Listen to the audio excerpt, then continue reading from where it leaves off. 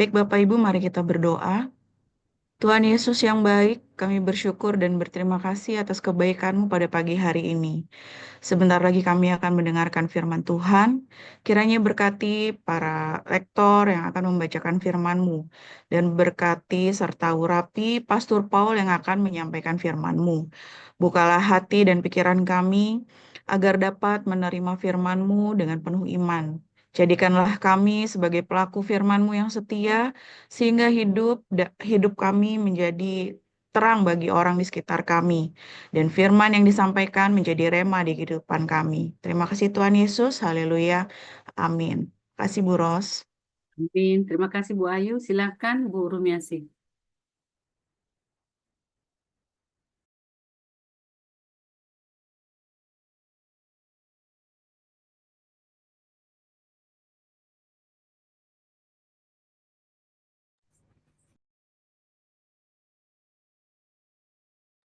Klik lagi Bu, ketutup lagi.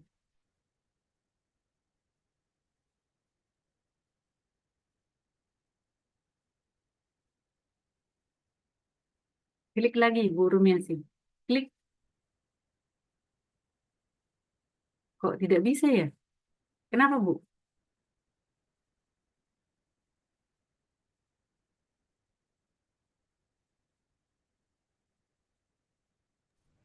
Mungkin, oh udah. Tuh, nutup lagi. Mungkin co-host bisa bantu.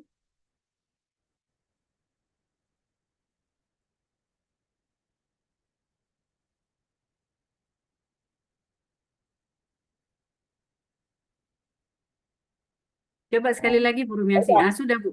Silakan Bu. Ada suara saya, Bu Ros? Sudah Bu. Silakan. Oke. Mari Bapak Ibu, kita akan mendengarkan firman Tuhan yang terdapat dalam 1 Tawarik 1 ayat 1 Tawarik 21. Demikianlah firman Tuhan. Iblis bangkit melawan orang Israel dan ia membujuk Daud untuk menghitung orang Israel.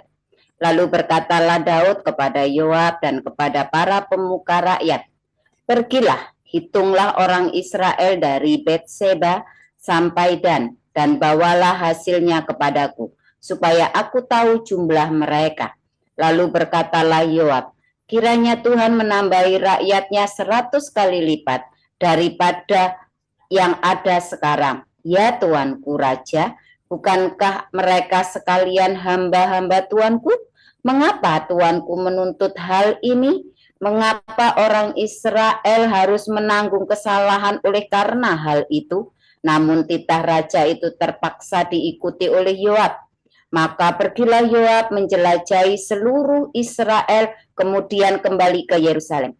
Lalu Yoab memberitahukan kepada Daud hasil pendaftaran rakyat. Di antara seluruh orang Israel ada 1.100.000 orang yang dapat memegang pedang, dan orang Yehuda ada 470.000 orang yang dapat memegang pedang. Orang Lewi dan Benyamin tidak dimasukkannya dalam pendaftaran, sebab titah raja itu dianggap keji oleh Yoab. Tetapi hal itu jahat di mata Allah, sebab itu dihajarnya orang Israel. Lalu berkatalah Daud kepada Allah, aku telah sangat berdosa karena melakukan hal ini. Maka sekarang jauhkanlah kiranya kesalahan hamba-Mu, sebab perbuatanku itu sangat bodoh. Tetapi berfirmanlah Tuhan kepada Gad, melihat Daud, pergilah, katakanlah kepada Daud, pergilah, firman Tuhan, 3 perkara kuhadapkan kepadamu, pilihlah salah satu daripadanya, maka aku akan melakukannya kepadamu. Kemudian datanglah Gad kepada Daud, lalu berkatalah ia kepadanya, beginilah firman Tuhan, haruslah engkau memilih 3 tahun kelaparan atau 3 bulan lamanya melarikan diri dari hadapan lawanmu, sedang pedang musuhmu menyusul engkau, atau 3 hari pedang Tuhan, yakni penyakit sampar, ada di negeri ini, dan malaikat Tuhan mendatangkan kemusnahan di seluruh daerah orang Israel. Maka sekarang timbanglah, jawab apa yang harus kusampaikan kepada yang mengutus aku. Lalu berkatalah Daud kepada Gad, sangat susah hatiku, biarlah kiranya aku jatuh ke dalam tangan Tuhan, sebab sangat besar kasih sayangnya. Tetapi janganlah aku jatuh ke dalam tangan manusia.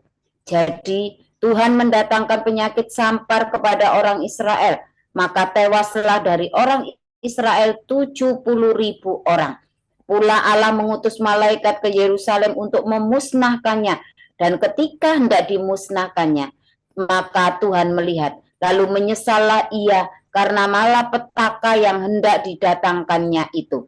Lalu berfirmanlah ia kepada malaikat pemusnah itu, cukup, turunkanlah sekarang tanganmu itu. Pada waktu itu malaikat Tuhan itu sedang berdiri dekat tempat pengirikan Ornan orang Yebus.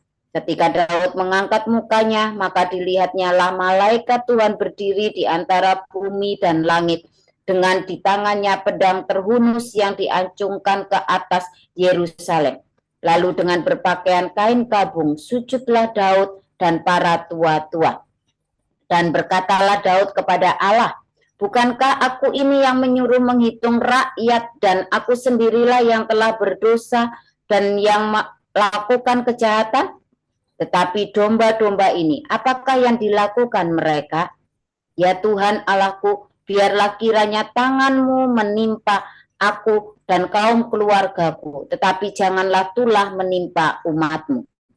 Kemudian malaikat Tuhan menyuruh Gad mengatakan kepada Daud, bahwa Daud harus pergi untuk mendirikan mezbah bagi Tuhan di tempat pengirikan Ornan orang Yebus itu.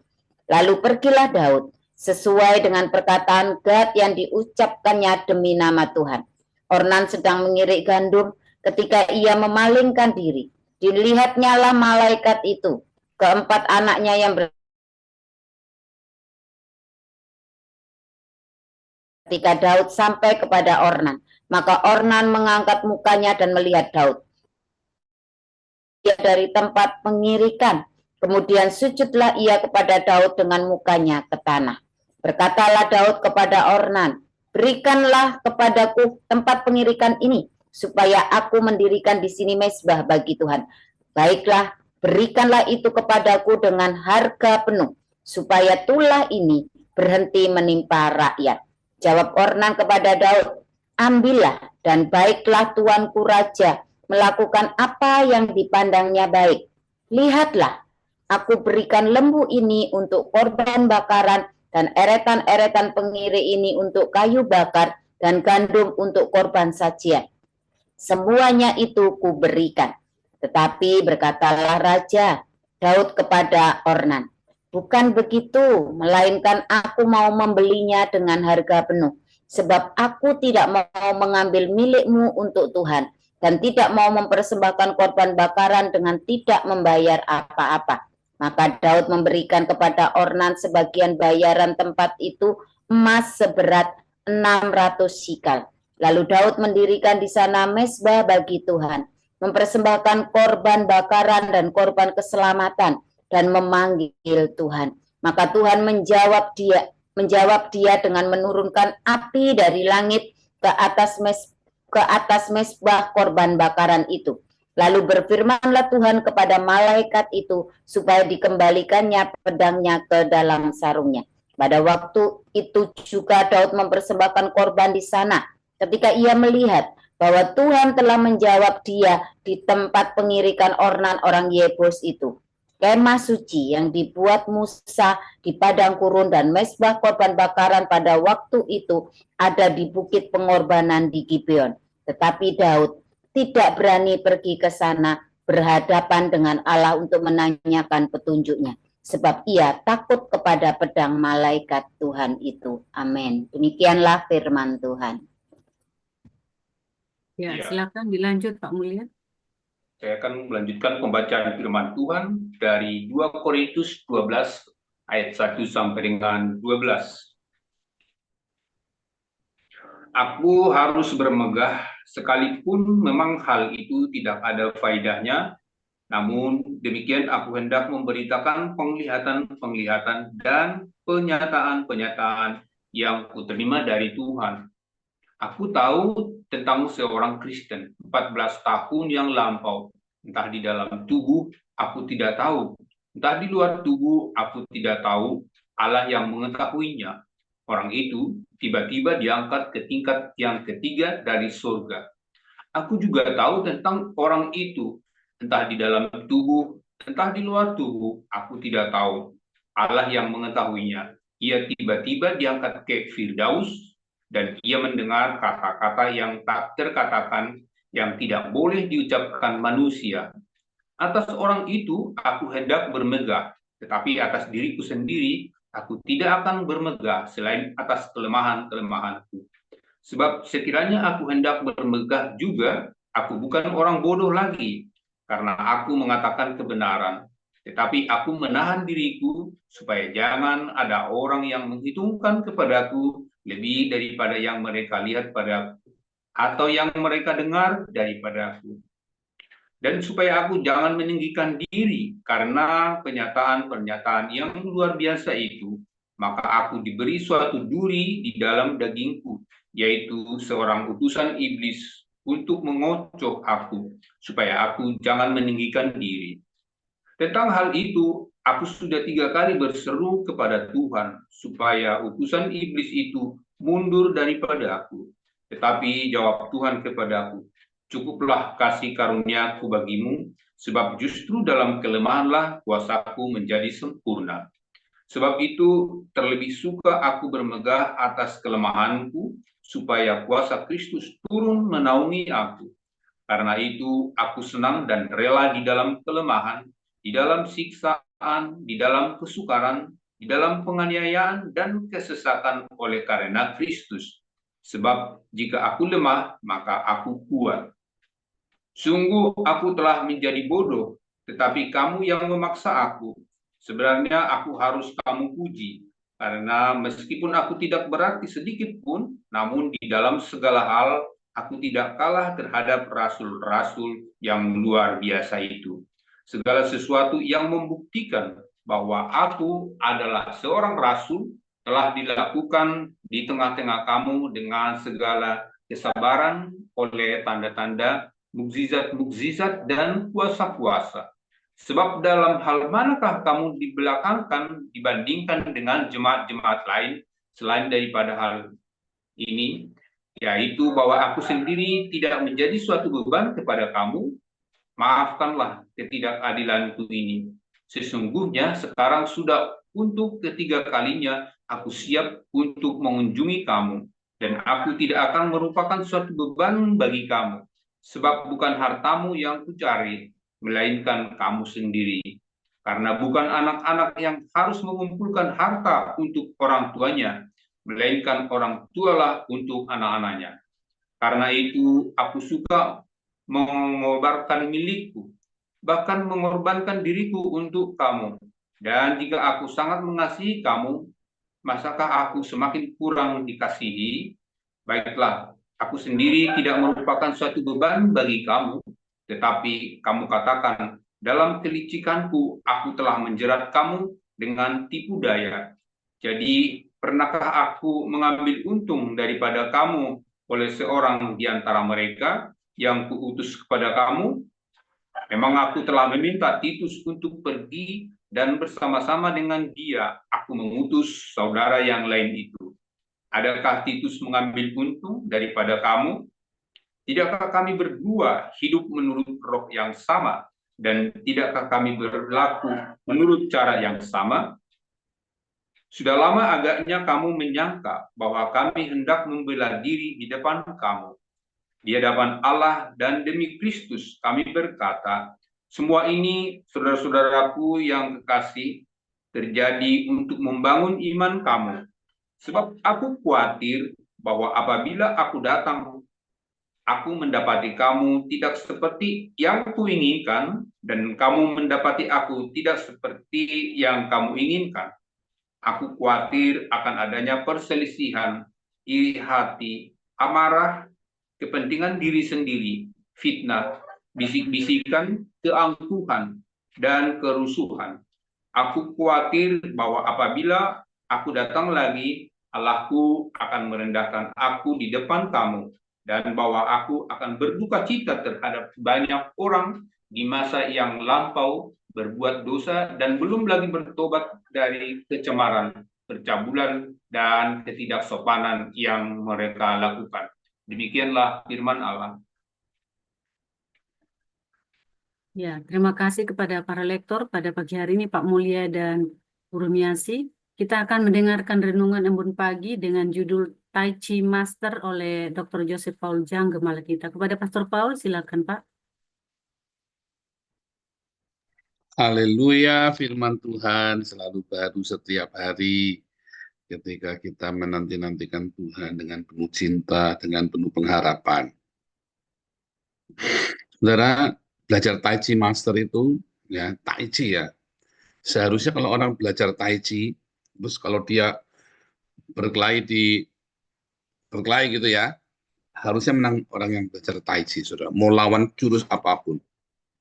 Karena prinsip Tai Chi itu, ya kalau orang belajar kungfu itu menyedot tenaganya lawan, saudara. Jadi semakin tenaganya lawan itu semakin hebat, semakin sakti mandragunanya lawan, maka makin kebanting dia. Karena ilmunya dia, jurusnya dia pasti kesedot sama orang yang belajar Tai Chi dengan benar-benar ini. Ya itu prinsip ilmu kungfu Tai Chi ya, saudara. Teorinya begitu, teorinya, saudara ya. Tapi kalau Anda lihat di YouTube itu, semua orang yang katanya guru Tai Chi begitu tarung sama petarung karate yang gitu ya, Kyokushinkai atau MMA apa sih Buakau itu ya. Pasti yang guru Tai Chi ini langsung sekali saja jeblak saudara, digebuk sekali. Padahal itu wah kelihatannya hebat ya, wah sampai daunnya itu bisa sampai terbang semua kalau dia pakai jurus ya. Tapi begitu dikaplok sama orang yang belajar MMA saudara, atau sama petarung jalanan langsung kelepak saudara. Dulu ya ini cerita orang kelahi ini saudara ya, cerita orang kelahi, jangan panas bagi-bagi cerita orang kelahi.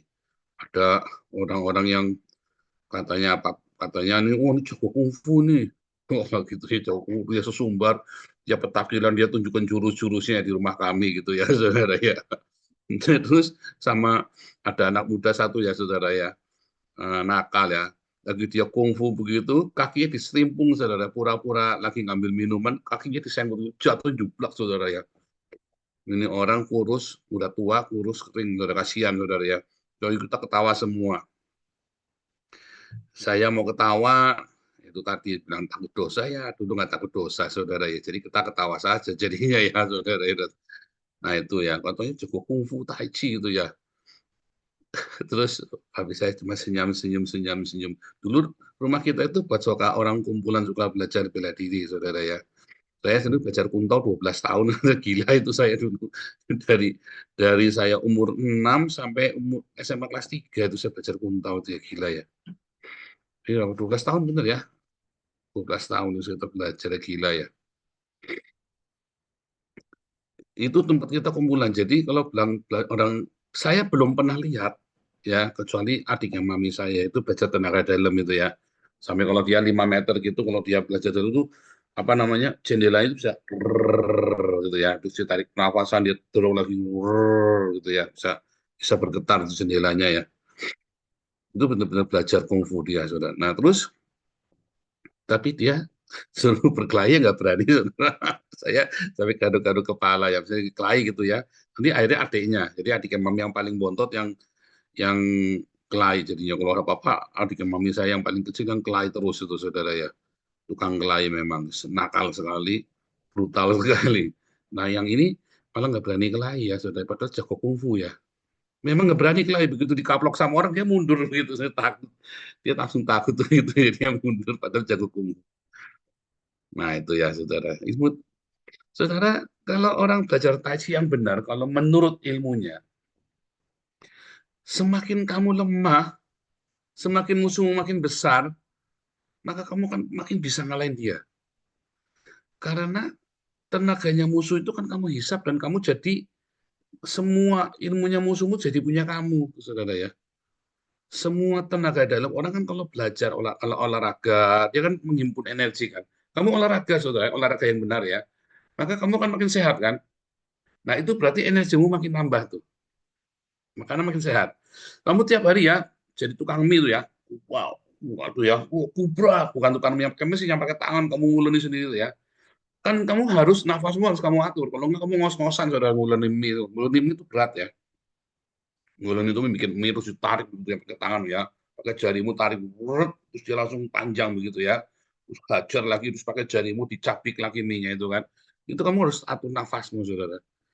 Itu makin kamu latihan itu, kamu tuh tenaga di dalammu itu makin besar. Makanya tukang mie itu, walaupun kelihatannya badannya kecil ya, mau yang perempuan, mau yang laki-laki, tukang bikin mie itu ya, itu kalau ngaplok gitu, saudara, ya sakit, saudara.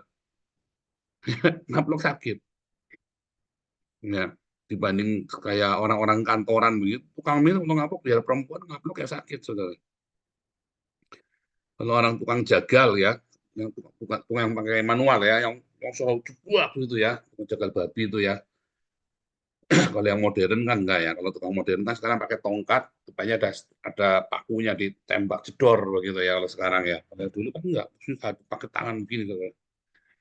Tukang jagal babi itu di Tegal itu ada tukang jagal babi dulu di perempatan itu ya, perempatan apa namanya jalan apa mah? Itu pokoknya ada tukang jagal babi. Itu badannya sini gede-gede saudara. Tukang jagal babi itu ya, babi sehat. Hmm. Nah itu badannya gede-gede saudara. Ya kelihatannya gembul begitu, tapi tangannya semua jadi semua sini ya saudara ya. Itu namanya kungfu tuh. Itu belajar kungfu tuh begitu tuh. Dia harus ngikutin. Nah, orang yang belajar tai chi, kalau ketemu orang begitu saudara ya, maka tenaganya dia disedot sama dia. Makin lama dia bertarung, tenaganya dia makin kesedot sampai dia tuh terengah, tenaganya si orang tai chi makin banyak. Nah itu saudara. Nah sebenarnya ilmu tai chi ini kan ilmu di dalam agama Tao, saudara ya. Filosofi agama Tao, sebuah ritual penyembahan, saudara. Tai Chi itu sebuah ritual penyembahan kepada dewa, ya, kepada dewa langit dan dewa bumi. Itu sama ya, itu dasar dari agama, ya, dewa langit dan dewa, penyembahan. Yang saya mau kasih tahu Anda ini ya, saudara ya, ketika orang Kristen ya datang kepada Tuhan, kamu harus membiarkan dirimu tuh makin kecil, bukan karena kamu pecundang, bukan, tetapi kamu submit, saudara. Kamu menundukkan segala kebisaanmu, kehebatanmu kepada Tuhan.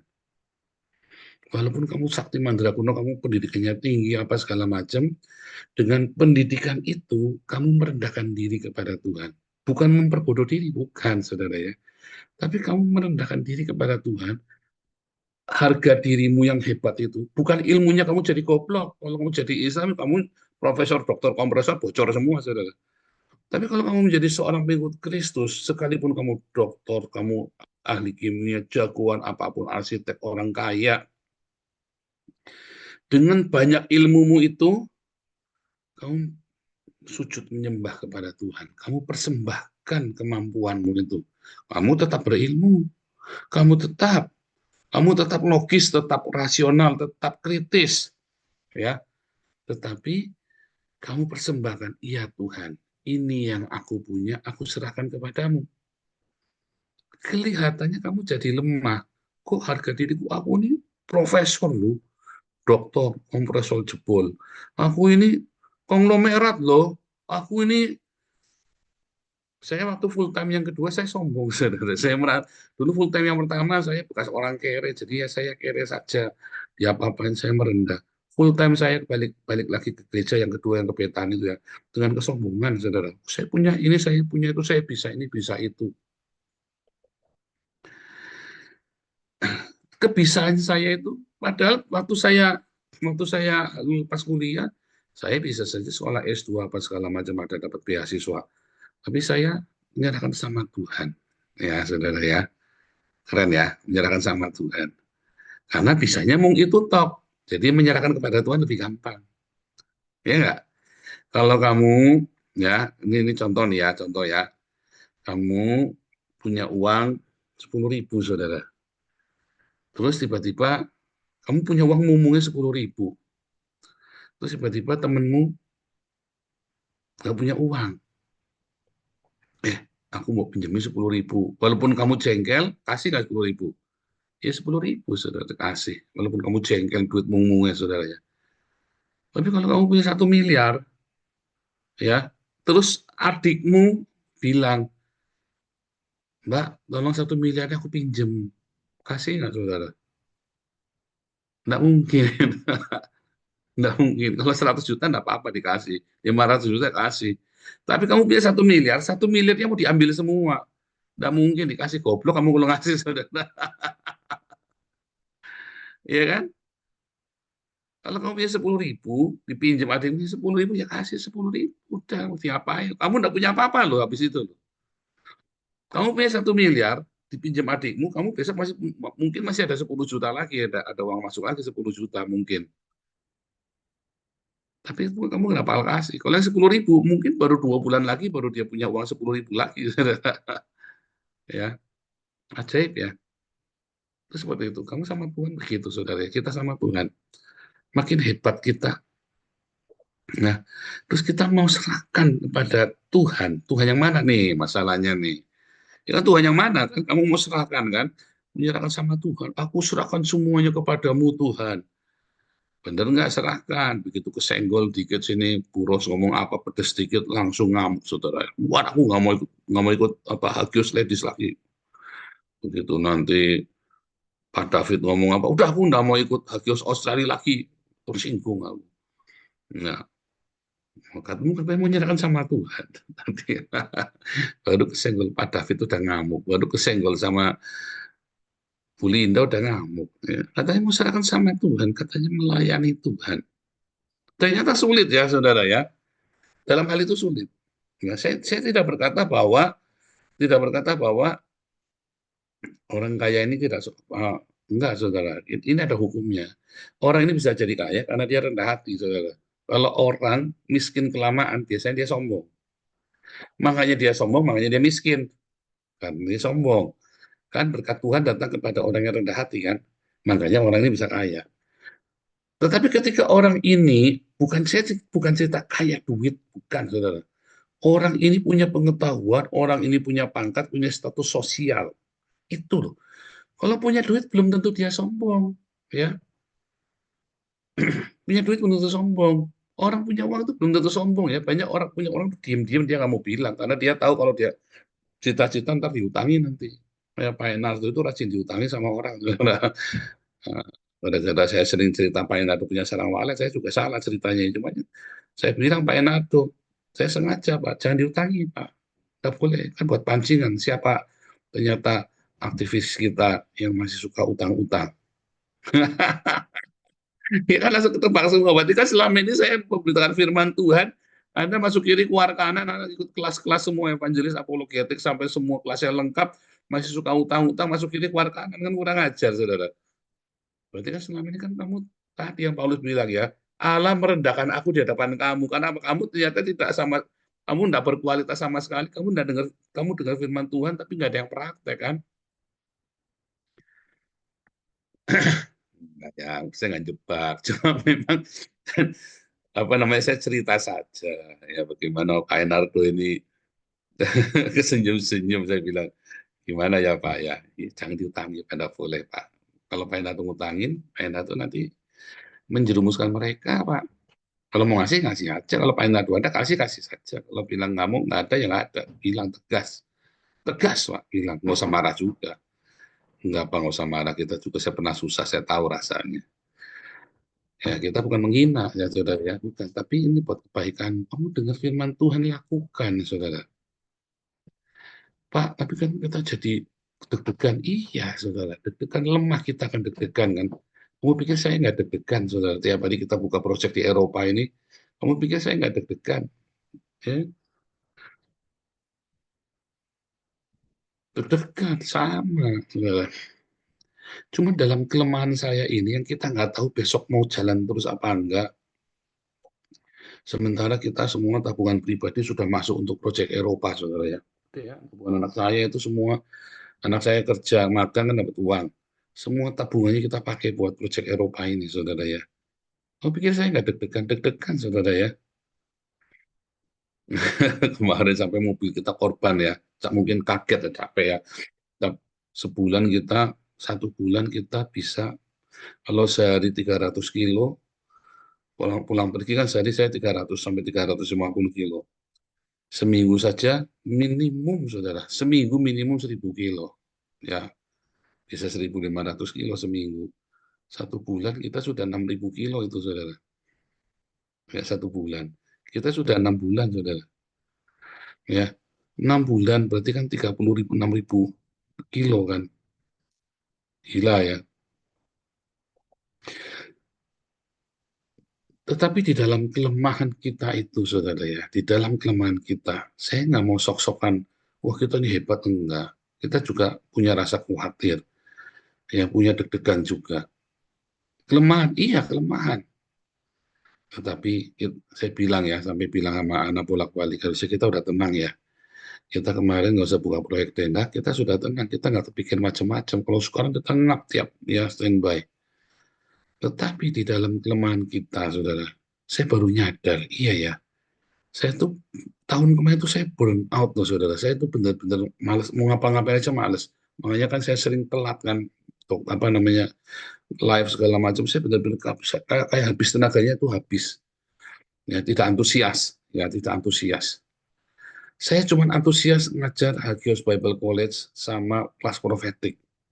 Ya, yang lain itu saya benar-benar, aduh, sudah benar pengen muntah, saudara ya. Kerjakan tiap hari. Padahal saya senang ya. Ini kerjaan yang paling nikmat yang saya pernah kerjakan, saudara ya. Tetapi saya harus burn out tiba-tiba saja burn out ya.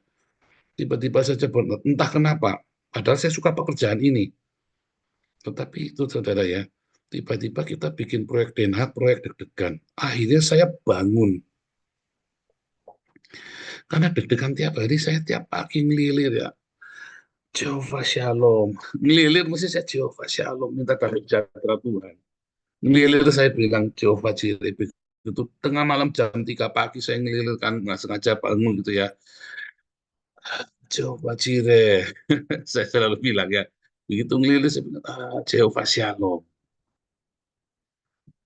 Dan tiba-tiba yang burn out itu ya ya masih burn out ya apa masih aduh, tetapi ya dipaksa terus ya dorong terus mau nggak mau kudu jalan mau nggak mau saya kudu pak. Terus saya jadi ingat Daud ya, saya jadi ingat Daud. Daud itu menikmati masa tuanya dengan kesuksesan, dia hidup baik-baik saja tenang, akhirnya malah celutak di titik gatel, saudara ya, sama istri tetangga. Saya kaget, saudara, saya ingat iya ya Tuhan. Tuhan pakai saya begini supaya saya gerak terus, supaya saya keluar dari rumah, supaya saya mulai nggak jangan makan nasi, supaya saya fit terus, supaya saya mulai kemudian jalan ya, mulai jalan sehari 10.000 langkah. Saya mulai tuh aktivitas segala macam. Tiba-tiba sedikit-sedikit burnout-nya hilang, saudara ya. Saya udah mulai melanjutkan ya, saya lanjutkan nulis buku ya. Saya lanjutkan nulis buku lagi. Aduh, keren buku kita ya, saudara ya. Kita lagi nulis buku keren-keren ya. Ada 8 buku kita tulis ya. Nanti kita terbitkan. Sudah sebagian sudah dibuat ya, sama dibantu sama Yusak segala macam. Dr. Sumantri, Roweli bantu kita ya, saudara ya. Nah, ini kita ada ini ya. Nah, sebentar, jam berapa ini saya akan ngomong ntar. Oh ya, 5 menit lagi ya. Jadi, ketika kamu merasa lemah, ketika kamu merasa, aduh, imanku nggak nyampe, memang nggak nyampe, nggak apa-apa, jalanin saja, saudara ya. Jangan dipikir, oh dipikir memang nggak ada yang nyampe. Kalau dipikir saya juga nggak nyampe. Ya, orang saya hidup tanpa outgoing. Outgoing itu tunjangan sosial dari pemerintah. Ya, dari hari pertama saya asilum saya granted dan saya dapat paspor Belanda, saya nggak pernah sampai saya jadi warga negara Belanda ya, saya nggak pernah sekalipun minta uang sama pemerintah, nggak pernah, saya jalanin sendiri. Tiba-tiba 2 tahun saya ditagih pajak 2 tahun 5.000 sampai sampai sampai lima, Hah? Sampai klenger sih katanya, ada sampai klenger 5.000 euro, 5.000 euro itu berapa, saudara? 100 juta ditagih pajak, saya sampai kaget ditagih pajak 100 juta. Bukannya saya sudah nggak mau terima tunjangan sosial, saya tolak, malah ini saya ditagih pajak 5.000 euro, katanya ini saya sampai bingung duit dari mana 5.000 euro, perasaan kita nggak punya duit segitu. Ya, nah ini lagi diurus anak saya. Ya. itu bukan masalah ya. Kalau pajak itu bukan masalah karena apa namanya, pajak itu kalau misalkan pemerintah salah juga dikembalikan ke kita. Tapi ya masalahnya sekarang kudu bayar dulu itu loh. Pasti dikembalikan kalau salah. Cuman kita kudu bayar dulu. Nah itu cilakanya itu. Nah, lagi anak saya lagi ngurus itu ya sama si Pak Isri. Kebetulan sekolahnya dia kan memang bagian itu ya, ngurusin itu-gitulah pokoknya, ngurusin ekonomi, ngurus keuangan, pembukuan, pajak. Nah, jadi dia lagi urusin biar dia juga pinter. Kalau saya mah tanya juga bingung, kenapa saya bisa keluar segitu? Oh ini karena begini, karena begitu. Buh, saya nggak ngerti. Pakai bahasa Belanda pula kan ngomongnya kan. Si pemerintah, si tukang pajaknya itu, kita kagak ngerti. Dah. Ya tetap bisa tersenyum, saudara. Kenapa saya bisa tersenyum, saudara? Ayo, kenapa saya bisa tersenyum? Anda pasti jawabnya salah. Kenapa saya bisa tersenyum? Karena saya tidak tahu bahayanya apa, saudara. Sampai sekarang saya nggak tahu ya, pokoknya yang saya tahu nanti bisa dikembalikan. Kalau orang mah udah kena pajak 5.000, udah kejang-kejang, ngenger-ngenger, sudah sampai muntah darah itu. Kita kena pajak suruh bayar 5.000, kita tenang-tenang saja masih ketawa-ketawa. Sampai tukang pak, sampai akuntingnya dari pemerintah gede-gede. Kamu kok bahagia terus? Saya masih susah kenapa? Kenapa saya masih susah? Wah, kalau orang Belanda udah kayak kamu sudah kejang-kejang. Ya, saya nggak perlu kejang-kejang, nggak apa-apa. Terus dia file, oh kita bikinkan begini, kita bikinkan begitu. Stop. Saya itu ada uangnya. Dan ini kan bukan konsumtif. Bukan karena saya utang, beli ini, beli itu. Ini kan tiba-tiba keluar sekian. Iya, jadi kan bukan masalah saya. Kenapa pemerintah tidak nagih saya dari 3 tahun yang lalu? Saya kenapa baru sekarang? Ya udah diaran saja, diatur saja. Ya bisa, ya mungkin diatur saja. Pasti saya bayar. Dan itu kan nanti juga dikembalikan. Dan memang dikembalikan ya. Pajak itu bisa dikembalikan kita ya. Kalau pemerintah, oh ini kamu ini kelebihan bayar pajak. Nah, kalau di Belanda dikembalikan, tuh, saudara. Ya entah nggak tahu, saya nggak tahu caranya gimana. Pokoknya saya bersyukur, saya nggak tahu. Jadi saya bisa bahagia, saudara. Tahun ya, kemarin mobilnya mau bukan mogok, mati almarhum. Kemarin tiba-tiba ya bisa diboikot orang ya, diboikot habis semua, saudara ya. Terus setiap orang pokoknya dibisiki sama orang ini langsung besoknya nggak berangkat sudah ke gereja. Nah, itu si Pak Enardo tahu tuh ya. Terus dibisiki pasti nggak datang. Dah, ada lagi. Saya bilang ya nggak apa-apa. Memang kita targetnya bukan orang Indonesia kok. Kita mau menginjil orang-orang imigran kok, sama orang-orang bule kok. Mereka nggak datang nggak apa-apa. Kalau mau diajak boleh, nggak mau ya sudah. Gitu kan? Nanti kan kalau kita gede datang lagi sendiri semuanya. Ya kan? Dulu kan Betani juga begitu, tinggal-tinggal begitu gede pada datang lagi. Semua itu sama saja, ada gula, ada semut ya. Tenang saja, nggak apa-apa, itu kan bisnis gereja memang begitu. Ya kan? Warung kan begitu. Kalau buka warung kan, buka toko kan juga begitu di Vita-Vita. Kalau kita bagus kan orang tetap datang lagi ke langganan itu kan. Sama saja. Gitu ya. Dalam kelemahan kita, ya. Jangan kita merasa hebat. Ya memang kita nggak bisa apa-apa, serahkan sama Tuhan. Tuhan, aku nggak bisa apa-apa. Tuhan, gimana nih Tuhan? Tenang saja, saudara. Bukan karena kita cerdas, bukan karena kita pintar. Sebab kalau kita pintar pun, kalau bukan rezeki yang dari Tuhan, nggak bisa. Pintar pun serahkan sama Tuhan. Biar Tuhan pakai apa yang ada pada kita. Jangan keminter. Kalaupun kita punya kedudukan yang baik, nggak usah kita merasa tinggi. Biasa aja. Biar Tuhan yang pakai, biar Tuhan yang angkat kita. Jangan kita yang angkat-angkat diri kita sendiri. Pak, tapi kita diinjak, Pak. Enggak apa-apa, dalam kelemahanku. Itu artinya, saudara. Bukan gara-gara kamu pecundang. Oh, no, aku pecundang, Tuhan pakai aku. Enggak bakal, kamu pecundang tetap pecundang. Tetapi yang dimaksud dalam kelemahanku, ya, kamu serahkan kepintaranmu. Kamu serahkan status sosialmu. Kamu serahkan apa yang kamu miliki sama Tuhan. Karena kita tahu, tanpa Tuhan ini percuma. Di dalam keadaan itu, orang akan meremehkan kamu, orang akan menghina kamu, orang tidak menganggap kamu. Kayak saya pakainya selalu biasa-biasa saja, pakai harga 8 euro, kaos-kaos begini ya. Orang meremehkan. Begitu kita bilang, kita kasih makan 1.000 orang, orang tidak percaya, saudara ya. Sampai Bu Marjuni, Bu Lianti di sini cerita, kita kasih makan 1.000. Hah? Lalu ini pendetanya gimana nih? gajian dong. Enggak, gajinya berapa? Enggak gajian. Kompak mereka bertiga jawab, Pak Ribu, Lianti, Pak Juni. Lalu tambah kaget lagi mereka, saudara ya. Hah? Pendeta mereka gajinya 5.000, saudara. Pendetanya gereja yang tempat kita pakai itu gajinya 5.000. Dan ini pendetanya nggak gajian, ini pendetanya Agios. Kaget lagi mereka, saudara ya. Saya bilang, loh terus kamu gimana? Dalam kelemahanku lah, makanya orang-orang percaya sama saya. Justru di dalam kelemahan-kelemahan kita, banyak hal-hal yang kamu tidak duga, saudara. Tapi kalau kamu suka pamer, kamu suka show, kamu suka menunjukkan kamu hebat, ya kuasa Tuhan berhenti di situ. Ya, tetapi ketika kamu lemah, ketika kamu ya serahkan kepada Tuhan apa yang kamu miliki, orang mungkin akan menghina kamu yang nggak ngerti, saudara. Dan masalahnya yang menyakitkan itu kan orang yang nggak mengerti itu. Kalau yang ngerti, enggak, saudara. Orang-orang yang punya pengurapan dari sorga, mau itu orang kafir, saya kan Raja Kores juga diurapi kan, maksudnya dia punya berkat dari sorga. Ada orang yang seperti itu, dia hati-hati, saudara. Ini orang rendah hati, dia percaya. Ya kan?